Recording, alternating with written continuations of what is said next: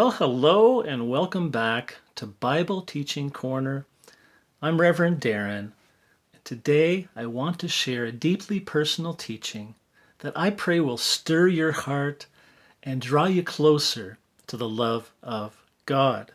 The story is told of a single mom who, after hard years of raising her son to his preteen years, rejoices when he accepts Jesus through a local church group. Now, sometime later, through the influence of a missionary neighbor, she too accepts Jesus as her Lord and Savior. As she grows in faith, she feels ready to meet a godly man. She begins asking her close friends to pray. And in her heart and prayers, she cries out to God, "Lord, give me a revelation of your love." And across that same city, there walks a man, just a babe in Christ, freshly delivered by Jesus from a life of darkness and addiction. He too is praying, asking God for a revelation of what real love looks like. After a failed marriage and several troubled relationships, he's longing to experience the love of God that he's heard accompanies salvation in Christ. Well, that man is me, and that woman is my wife. We both sought to understand God's love, and the Lord truly answered. He not only demonstrated his great love for us through Jesus, as Romans 5:8 declares, but God commendeth his love toward us in that, while we were yet sinners, Christ died for us. He also gave us each other as a part of that love revelation. He heard our prayers and honored our heart's desire to know and experience real love. And that's why I come to this scripture, Matthew 6:33. But seek ye first the kingdom of God and his righteousness, and all these things shall be added unto you. Now, some may interpret that to mean we should be constantly active, building God's kingdom, get out there, do the work. But the Bible teaches that the kingdom was built upon God's love. Indeed, it was initiated by that love. At the heart of the Christian faith is this unshakable truth. God's kingdom is established in his boundless, initiating love. As it says in John 3:16, you know this one? For God so loved the world that he gave his only begotten Son, that whosoever believeth in him should not perish, but have everlasting life. To seek God's kingdom is to seek the love that birthed that kingdom. And to truly communicate God's love, we must first have a personal encounter with it. We had this verse read at our wedding, 1 John 4:19. We love him because he first loved us. Friends, we cannot love others rightly until we understand how deeply loved we are. And that's what many of us are still missing.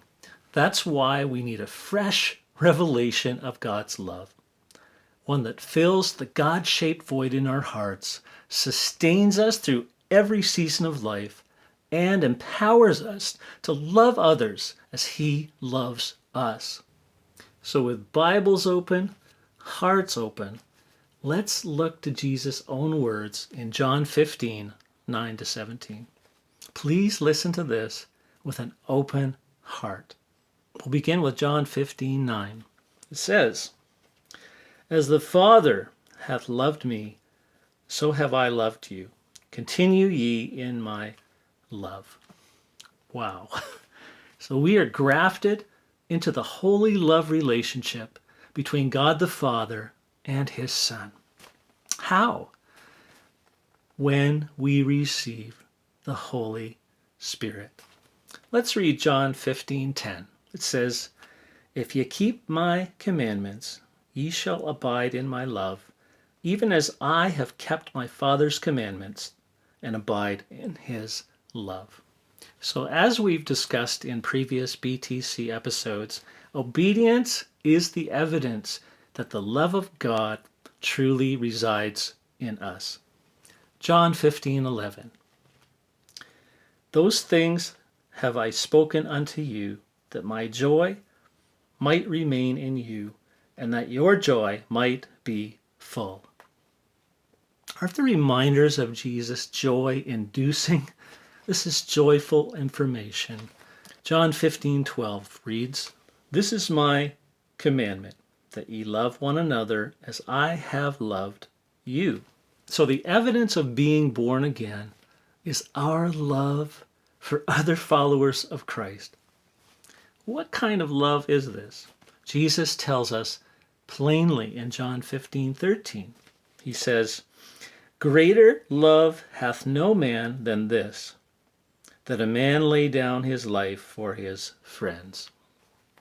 So Jesus modeled agape, unconditional love for us.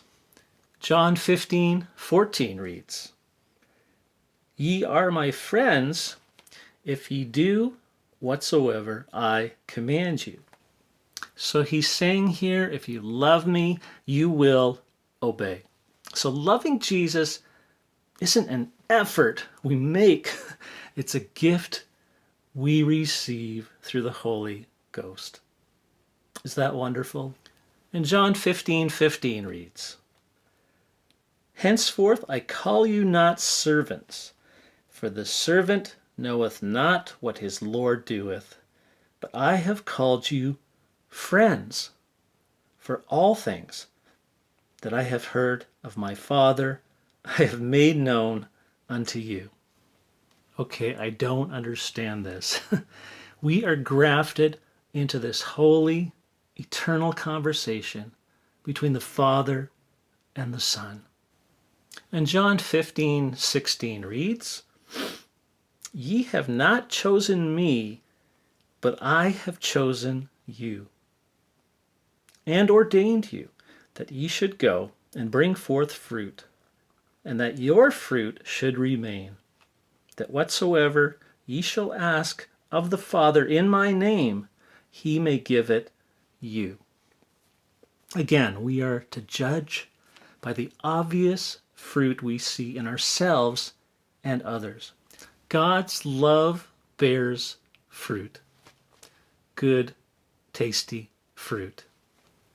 And finally today, John 15:17 reads, These things I command you, that ye love one another. This is a divine command that fosters unity. Like Psalm 133 describes, Behold how good and how pleasant it is for brethren to dwell together in unity. It is like the precious ointment upon the head that ran down upon the beard, even Aaron's beard that went down to the skirts of his garments.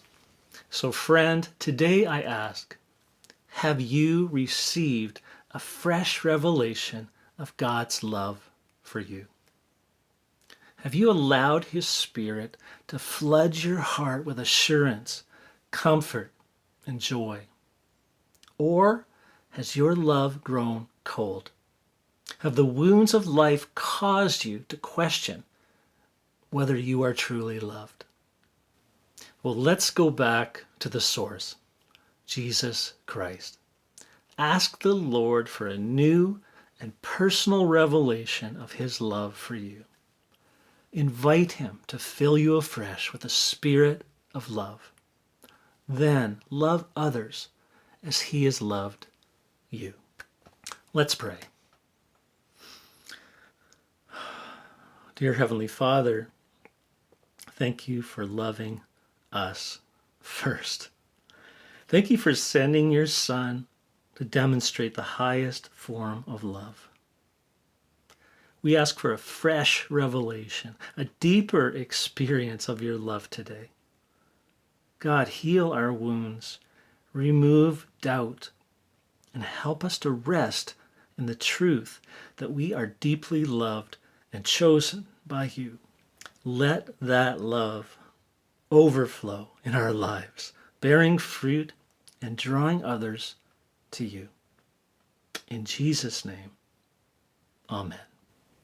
Okay, it's your turn. Let's talk.